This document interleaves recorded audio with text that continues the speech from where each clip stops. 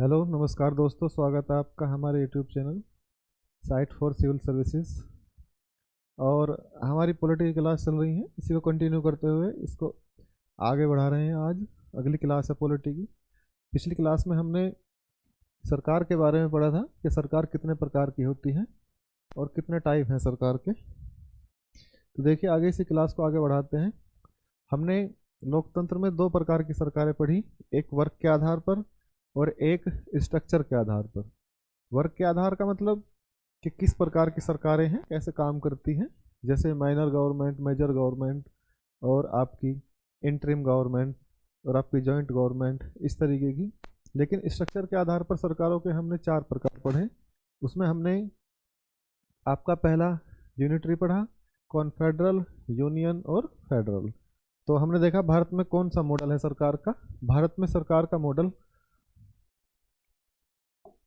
भारत में जो सरकार का मॉडल है,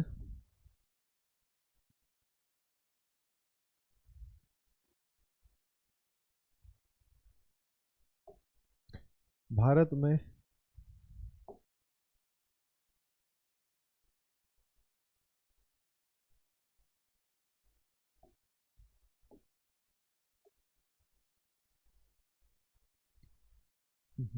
पेन गड़बड़ हो गया।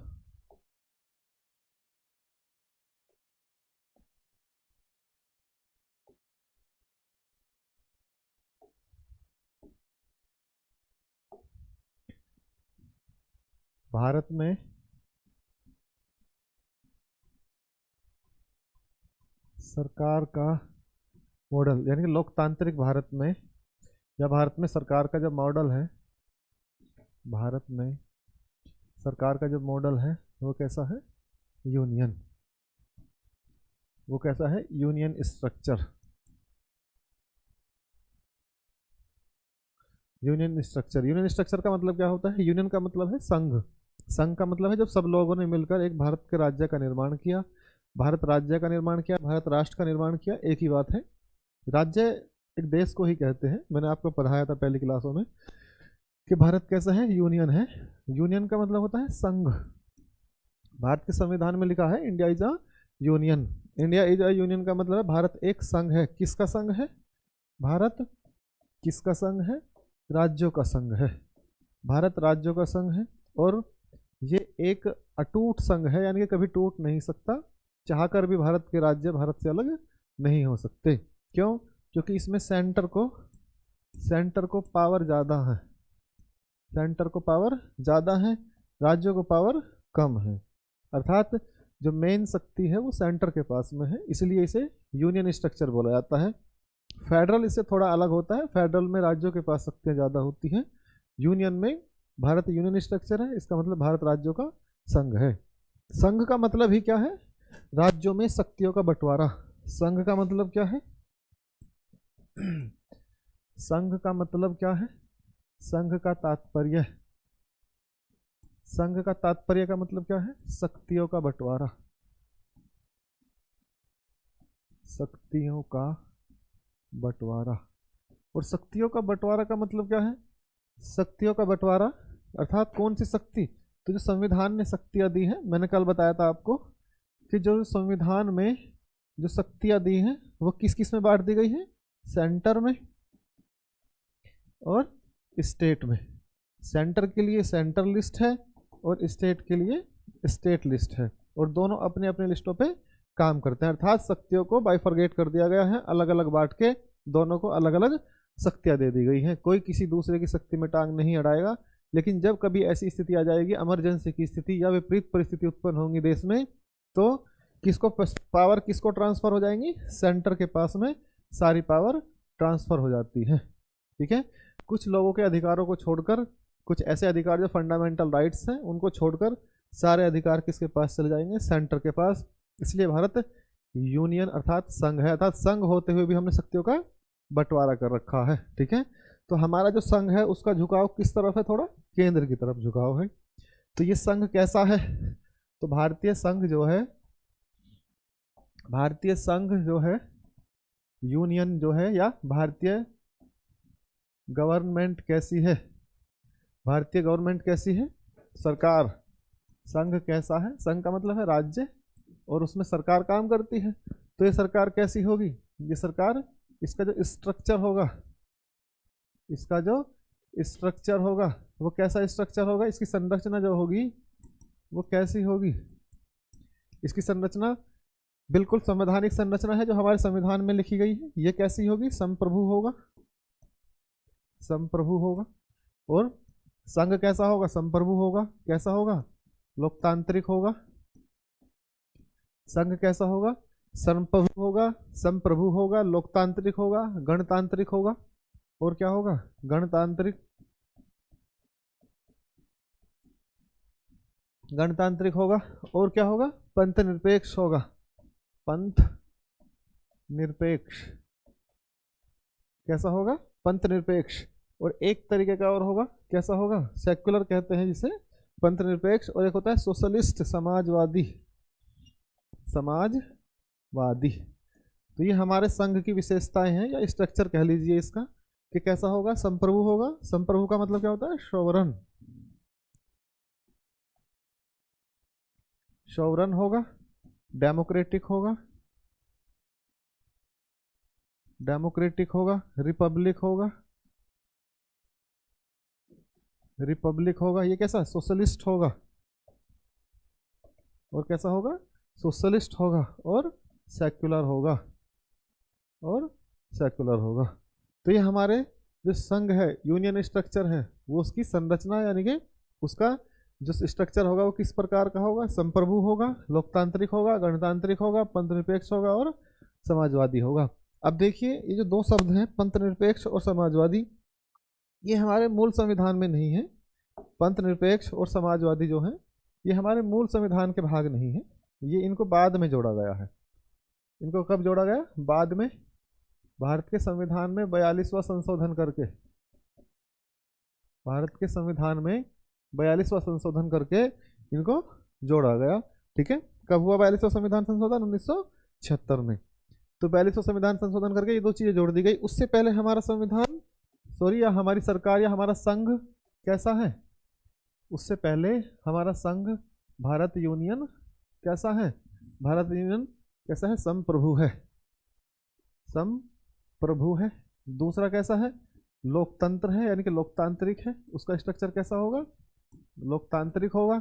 और तीसरा गणतांत्रिक होगा, गणतांत्रिक होगा। और चौथा, फिर मैंने क्या बताया, ये कब आया? 42 में, 42वां संविधान, 42वां संविधान संशोधन, 42वां संविधान संशोधन या 42वां 42 कॉन्स्टिट्यूशनल अमेंडमेंट करके क्या लाया गया? दो शब्द जोड़े गए। क्या क्या थे वे? एक पहला था सेक्युलर, समाजवादी, समाजवादी। और दूसरा है आपका पंथ निरपेक्ष, पंथ निरपेक्ष। इनके बारे में अभी विस्तार से पढ़ेंगे। वैसे इन्हें मैं आपको प्रियम्बल में भी पढ़ाऊंगा, जब प्रियम्बल ऑफ द कॉन्स्टिट्यूशन पढ़ेंगे, भारत के संविधान की प्रस्तावना, तो उसमें भी इन्हें विस्तार से पढ़ा जाएगा। और इसके बारे में देखेंगे कि इनका मतलब क्या होता है। गणतंत्र का मतलब देखिए, इसे ऐसे समझते हैं, संप्रभु, संप्रभुता का मतलब क्या है? इसको अलग ही लिख लेता हूं, संप्रभुता, यूनियन। तो यूनियन कैसा? संप्रभु, संप्रभु। इसे सार्वभौम भी कह सकते हैं आप, सार्वभौम। वैसे सार्वभौम शब्द सही नहीं है, क्योंकि एक राज्य के संदर्भ में कही गई बात है, तो हम इसे सार्वभौम नहीं कहते, हम इसे संप्रभु ही कहेंगे, संप्रभु।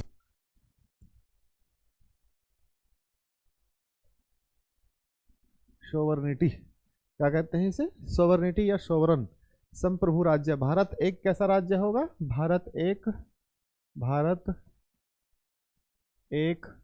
संप्रभु राज्य होगा। भारत एक संप्रभु राज्य है, भारत एक संप्रभु राज्य है, या India is a sovereign country. देखिए, जब भारत का संविधान लिखा गया, उससे पहले जब भारत की आज़ादी का स्वतंत्रता अधिनियम आया, तो उसमें हम डोमिनियन स्टेट के रूप में स्वतंत्र हुए, यानी कि हमें आज़ादी मिली। उस समय हम संप्रभु नहीं थे, लेकिन जब 1950 में हमने अपना संविधान बना लिया, तो हम क्या हो गए? हम संप्रभु हो गए, और हमारे ऊपर कोई दूसरी शक्ति नहीं रही, अर्थात भारत के लोग संप्रभु हुए। तो भारत के लोगों का संप्रभुता का मतलब क्या होता है? देखिए, इसकी सीधी सी एक व्याख्या है, जब किसी देश के द्वारा, जब किसी राज्य के आंतरिक, जब किसी राज्य के आंतरिक एवं बाहरी, जब किसी राज्य के आंतरिक एवं बाहरी निर्णयों में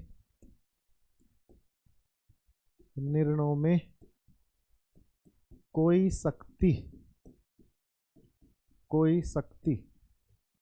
कैसी, वो बाहरी भी हो सकता है, वो शक्ति कैसी हो सकती है, बाहरी शक्ति भी हो सकती है और आंतरिक शक्ति भी हो सकती है। जब किसी राज्य के आंतरिक और बाहरी निर्णयों में कोई शक्ति हस्तक्षेप ना करे, हस्तक्षेप ना करे, तो ऐसे राज्य को संप्रभु राज्य कहा जाता है। तो ऐसे राज्य को संप्रभु राज्य कहा जाता है। अर्थात भारत राज्य के बाहरी और आंतरिक निर्णयों को लेने के लिए भारत सरकार अपने ऊपर सेल्फ डिसीजन है, अर्थात वो खुद सेल्फ डिसीजन मेकिंग है, उसके ऊपर कोई दूसरी शक्ति नहीं है जो उसके निर्णयों को प्रभावित कर सके। अब देखिए भारत कितना संप्रभु है कितना नहीं, इसकी थोड़ी नेगेटिविटी भी समझ लीजिए, अर्थात इसकी कमियां हैं। भारत कहाँ संप्रभुता को लेकर झेल रहा है चीजों को, समझिए। यूनियन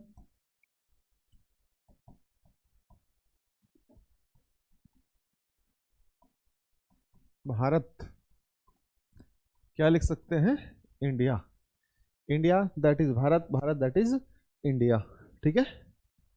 ये अब देखिए इसके संविधान में इसे क्या बनाया गया है, संप्रभु बनाया गया है।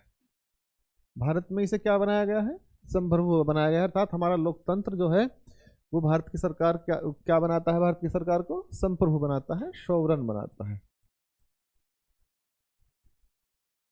क्या बनाता है, संप्रभु बनाता है। अब संप्रभुता का मतलब क्या है, देखो मैंने आपको बता दिया, जब राज्य के बाहरी और आंतरिक डिसीजन में कोई हस्तक्षेप नहीं करे तो उसे क्या कहेंगे, संप्रभु राज्य कहेंगे, ठीक है। तो ऐसे ही अब संप्रभुता को चुनौती कहाँ मिलती है, संप्रभुता को चुनौती कहाँ मिलेंगी, या तो आंतरिक स्तर पर मिलेंगी या बाहरी स्तर पर मिलेगी। तो आंतरिक स्तर पर, आंतरिक और बाहरी, आंतरिक और बाहरी।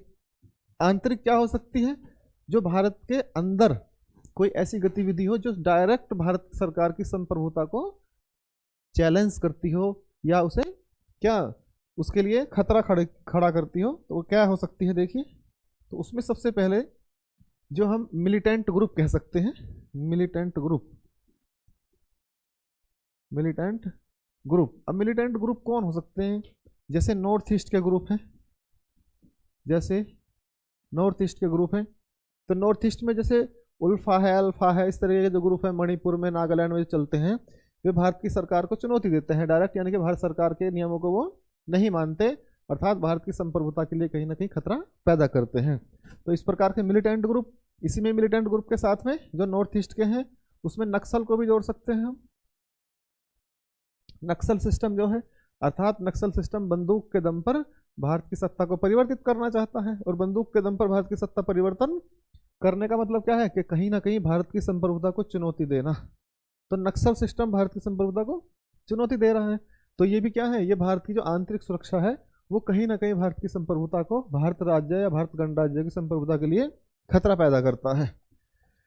इसका जो थर्ड सिस्टम हो सकता है, इसमें थर्ड क्या हो सकता है कि संप्रभुता के लिए, देखिए एक्सट्रीमिज्म या अतिवाद, एक्सट्रीमिज्म, अतिवाद, यानी कि अतिवाद का मतलब है किसी भी ऐसी विचारधारा से जब आप अतिवादिता के साथ जुड़ जाते हैं जो भारत राज्य या भारत के लोगों के लिए ऐसा खतरा उत्पन्न कर दे कि उनकी डाइवर्सिटी को, उनके भाईचारों को, उनकी फ्रेटर्निटी को खतरा उत्पन्न हो जाए, तो वो क्या कहलाएगा, वही अतिवाद भारत की संप्रभुता के लिए खतरा पैदा हो सकता है, ठीक है। और क्या हो सकता है, इंसर्जेंसी, विद्रोह, इंसर्जेंसी, विद्रोह। और क्या हो सकता है, इंसर्जेंसी, विद्रोह हो सकता है। अभी विद्रोह कैसा है, विद्रोह यानी कि देखिए भारत सरकार की संप्रभुता को खतरा कैसे आता है। जैसे मान लिया अभी किसान आंदोलन हुआ था दिल्ली में, अभी 2-3 साल पहले, तो दिल्ली में पूरे देश के किसान इकट्ठे हो गए। तो इसका मतलब क्या है कि कोई डिसीजन भारत सरकार ने लिया, भाई जो कृषि बिल आया था उस पर भारत सरकार ने डिसीजन लिया, संसद में पास हुआ वो। इसका मतलब क्या है कि भारत के लोग उसका समर्थन करते हैं। वे संसद में कौन बैठे हैं? भारत के लोग बैठे हैं, भारत के लोगों के प्रतिनिधि बैठे हैं, तो उन्होंने उसका समर्थन किया। लेकिन समर्थन करने के बाद भी, उसे पास होने के बाद भी किसान इकट्ठे हुए और भारत की सरकार के उसको डिसीजन को क्या किया, उसके विरुद्ध विद्रोह में खड़े हो गए। अर्थात जनता के एक बड़े वर्ग को पसंद नहीं था। तो कहीं ना कहीं ये क्या है, डिसीजन को प्रभावित कर रहा है। तो जब इस तरीके की इंसर्जेंसी विद्रोह प्रभावित करे तो वो भी क्या है, भारत की सरकार की संप्रभुता के खिलाफ माना जाएगा। अब इसमें और क्या हो सकता है, कास्टिज्म हो सकता है, जातिवाद। इसमें और क्या हो सकता है, जातिवाद, कास्टिज्म। जातिवाद, जब देश में बहुत बड़े स्तर पर जातिवाद फैल जाएगा। भाई देखो, भारत एक डाइवर्सिफाइड कंट्री है और बहुत दुनिया भर की इसमें जातियां हैं, लाखों। और अगर इस तरीके से लोग जातियों में बट के और अपने क्षेत्रों की मांग करने लगेंगे, ठीक है, रीजनलिज्म भी इसमें आ सकता है। रीजनलिज्म, रीजनलिज्म, रीजनलिज्म, क्षेत्रवाद, इसे क्या कहते हैं आप, क्षेत्रवाद। जब भारत में रीजनलिज्म आ जाएगा, क्षेत्रवाद आ जाएगा, जातिवाद आ जाएगा, तो लोग आपस में बटेंगे। तो भारत की जो एकता में अखंडता है, यानी कि अनेकता में एकता है, वो क्या है, वो प्रभावित होने लगेगी। अर्थात भारत सरकार सेंटर में बैठी है सत्ता, उसे कहीं ना कहीं इन चीज़ों से चुनौती मिलने लगेगी। और यही चुनौती जो मिलती है, इसी को हम क्या कह सकते हैं, यही जो चुनौती है, इसी को हम क्या कहेंगे, ये भारत की सरकार के या भारत संघ के लिए क्या है, खतरा पैदा कर सकती है। अर्थात भारत की संप्रभुता के लिए चुनौती है, भारत की संप्रभुता के लिए चुनौती है। तो ये किस स्तर पर हो गए, ये आंतरिक स्तर पर हो गए। ठीक है, तो हम कैसे कह दें कि भारत की सरकार अभी संप्रभु है। संप्रभुता का मतलब तब होता है जब भारत की सीमा के अंदर, आंतरिक स्तर पर समझिए, जब भारत की सीमा के अंदर उत्तर से लेकर पश्चिम और पूर्व से लेकर उत्तर से लेकर दक्षिण और पूर्व से लेकर पश्चिम तक कोई भी पूरी तरीके से डिसीजन को प्रभावित ना कर पाए। लेकिन देखो, फिर भी पूर्ण संप्रभुता का मतलब अगर इस तरीके से लागू करना है कि उसके डिसीजन को आंतरिक स्तर पर कोई प्रभावित ना करे, तो वो भी थोड़ा एक्सट्रीमिज्म में चला जाता है। क्यों? क्योंकि लोकतांत्रिक सरकारों में सरकार की आलोचना के लिए कहीं ना कहीं जगह बची रहनी चाहिए। तो फिर भी कहीं ना कहीं हम इसको ये कह सकते हैं कि सरकार की जो संप्रभुता है, जो संघ की संप्रभुता है, उसके लिए खतरा पैदा करता है। अब देखिए बाहरी स्तर पर क्या हो सकता है, जैसे क्या हो सकता है, वर्ल्ड बैंक हो सकता है, दूसरा वर्ल्ड ट्रेड ऑर्गेनाइजेशन हो सकता है, तीसरा और क्या हो सकता है, देखिए सोचिए, वर्ल्ड बैंक, WTO, IMF हो सकता है, इंटरनेशनल मॉनेटरी फंड हो सकता है, और क्या हो सकता है, UNFCCC, United nation framework convention on climate change, UNFCCC, United nation framework convention on climate change. ठीक है, तो ये जो ये संस्थाएं हैं, वर्ल्ड बैंक है, जब भारत सरकार विदेशों से उधार लेती है तो कहीं ना कहीं हमें कहीं ना कहीं एडजस्ट करना पड़ता है, उनकी शर्तों को मानना पड़ता है। जब WTO में हम अपना प्रोडक्ट लेके जाते हैं तो कहीं ना कहीं हमें समझौते करने पड़ते हैं। IMF में भी वही है। और UNFCC में जब पर्यावरण को लेकर कोई मुद्दा उठता है और भारत सरकार या दुनिया के देशों के द्वारा ग्रुप बनाकर कोई चीज़ें थोपी जाती हैं, तो कहीं ना कहीं हमें अपनी नीतियों में बदलाव करना पड़ता है। और वही क्या है, भारत की संप्रभुता के लिए चुनौती कहा जा सकता है। इसी को हम क्या कह सकते हैं, भारत की संप्रभुता के लिए चुनौती कह सकते हैं। तो ये भी क्या है, चुनौतियां हैं। तो ये कैसी चुनौतियां हैं भारत की संप्रभुता के लिए, इसका स्क्रीनशॉट ले लो, फिर मैं पीछे हट जाता हूं। भारत की संप्रभुता के लिए चुनौती हैं, ठीक है, हो गया। अब देखिए इसमें मेंस के लिए क्वेश्चन कैसे बनता है, मेंस के लिए क्वेश्चन कैसे बनेगा, देखो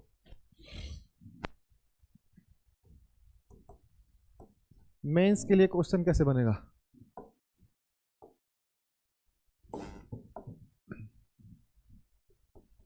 मेंस के लिए क्वेश्चन कैसे बनता है, सीधा सीधा एक सीधा सिंपल सवाल हो जाएगा, भारत सरकार या भारत संघ कह सकते हैं, या यूनियन भी कह सकते हैं, ठीक है, या भारत सरकार भी कह सकते हैं, कुछ भी कह सकते हैं। भारत संघ या भारत सरकार के सम्मुख या भारत सरकार के सामने संप्रभुता को लेकर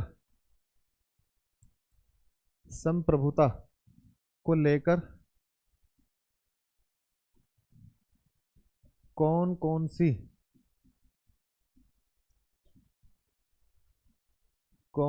सी चुनौतियां, कौन कौन सी भारत संघ के सामने संप्रभुता को लेकर कौन कौन सी चुनौतियां हैं, स्पष्ट कीजिए, स्पष्ट कीजिए। यानी कि संप्रभुता को लेकर जो आपके सामने चुनौतियां हैं उन्हें स्पष्ट करना है। कितने शब्दों में? 150 शब्दों में। और 150 शब्दों का मतलब है आपको, जो मैंने आपको एक जो कंसेप्चुअल चीज बताई है कि बाहरी और आंतरिक स्तर पर, तो प्रस्तावना में लिख सकते हैं कि संप्रभुता के से जो तात्पर्य है वो क्या है, आंतरिक और बाहरी स्तर पर कोई डिसीजन को प्रभावित ना करे, लेकिन फिर भी कुछ ऐसी आंतरिक और बाहरी स्तर पर ऐसे डिसीजन और ऐसे प्रभाव देखे जाते हैं कि कहीं ना कहीं भारत सरकार को प्रभावित करते हैं, संप्रभुता को प्रभावित करते हैं। फिर नीचे मेन बॉडी में हम उसको विस्तार से लिखेंगे, इंसर्जेंसी के बारे में बताएंगे, नक्सल के बारे में बताएंगे, और थोड़ा इधर वर्ल्ड बैंक के बारे में बताएंगे। 2 पैराग्राफ बनाएंगे और तीसरे में उसे खत्म कर देंगे, लेकिन सकारात्मक रूप से, ठीक है। तो ये भारत सरकार का संप्रभुता के सामने उसको लेकर चुनौतियां हैं, ठीक है। या इसे ऐसे भी बना सकते हैं कि भारत पिछले 75 वर्षों में 1950 में हमने भारतीय संविधान को अपनाया और भारत को एक संप्रभु राज्य घोषित किया, लेकिन उसके बावजूद भी आज 75 वर्षों के बाद भी भारत सरकार के सामने या भारत संघ के सामने उसकी संप्रभुता को लेकर चुनौतियां खड़ी हुई हैं, स्पष्ट कीजिए। तो इस तरीके के सवाल बनेंगे मेंस को लेकर, ठीक है।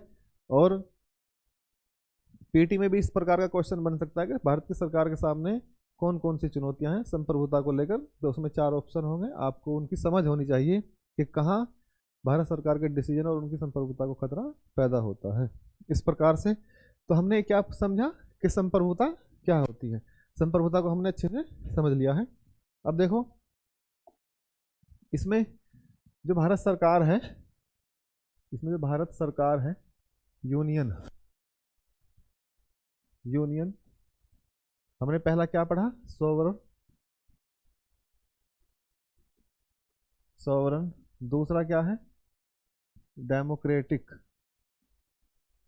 का मतलब है लोकतंत्र, यानी लोकतांत्रिक। हमने लोकतंत्र को 3 दिन तक पढ़ा है, और 3 दिन का मतलब है 3 क्लासों में हमने लोकतंत्र समझाया। आप पीछे जाके समझ सकते हैं कि लोकतंत्र का मतलब क्या होता है, ठीक है।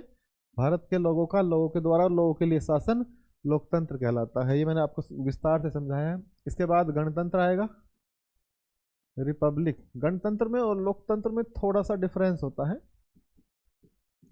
गणतंत्र में और लोकतंत्र में थोड़ा सा माइन्यूट डिफरेंस होता है, ठीक है। जो डेमोक्रेटिक सिस्टम होता है वो कहीं ना कहीं जो आपका राजतंत्र है, जो मोनार्की है, उसमें भी डेमोक्रेटिक सिस्टम हो सकता है, लेकिन रिपब्लिक में मोनार्की नहीं होती, वो हम समझाएंगे उसको, ठीक है। और फिर इसके 2 पार्ट हैं, कौन कौन से आपके, सेकुलर और आपका दूसरा है सोशलिस्ट। तो अगली क्लास में हम इनके बारे में बताएंगे, थोड़ा सा डेमोक्रेसी के बारे में बताएंगे, और फिर रिपब्लिक और सेकुलर सोशलिस्ट को समझाएंगे। तो बने रहिए हमारे साथ, अधिक से अधिक सब्सक्राइब कीजिए, और ऐसे ही सवालों के लिए, यानी कि पीटी प्लस मेंस, यानी कि पीटी कम मेंस की तैयारी करा रहे हैं हम आपको, और इसी तरह हमसे जुड़े रहिए, सब्सक्राइब करिए। धन्यवाद।